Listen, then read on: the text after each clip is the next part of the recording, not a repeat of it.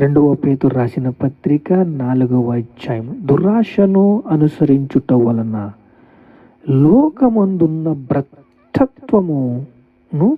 భ్రష్టత్వమును ఈ వాగ్దానముల మూలముగా మీరు తప్పించుకొని,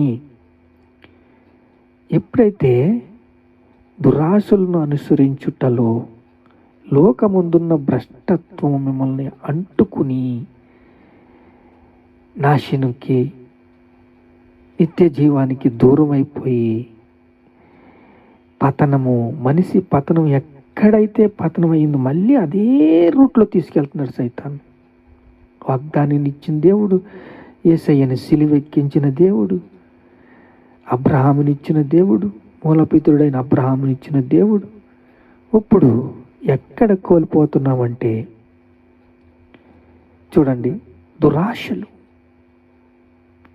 శరీరాశ, నేత్రాశ, జీవపు డంబము, దురాశను అనుసరించుట వలన. దురాశను ఎప్పుడైతే అనుసరిస్తావో లోకమందున్న భ్రష్టత్వం నేను అంటుకుని వాగ్దానములముగా మీరు తప్పించుకుని దైవ స్వభావమునందు పాలివారాగునట్లు వాటిని అనుగ్రహించను. తప్పించుకునే మార్గం ఉంది.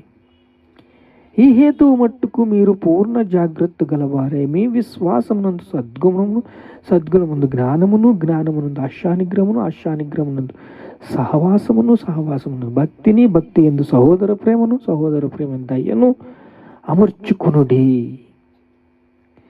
ఇలా అమర్చుకున్నప్పుడు విస్తరించిన ఎడల అవి మన ప్రభు అయిన యేసుక్రీస్తుని గురించిన అనుభవ జ్ఞానం విషయంలో మిమ్మను సోమురులైనను నిష్ఫలకులైనను కాకుండా కాపాడతాయి.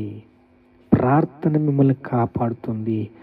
ఉదయములో చేసే ప్రార్థన మిమ్మల్ని కాపాడుతుంది, వాగ్దానాన్ని కాపాడుతుంది, దర్శనాన్ని కాపాడుతుంది, అభిషేకం మిమ్మల్ని బలపరుస్తుంది, వాగ్దానం మిమ్మల్ని హెచ్చిస్తుంది.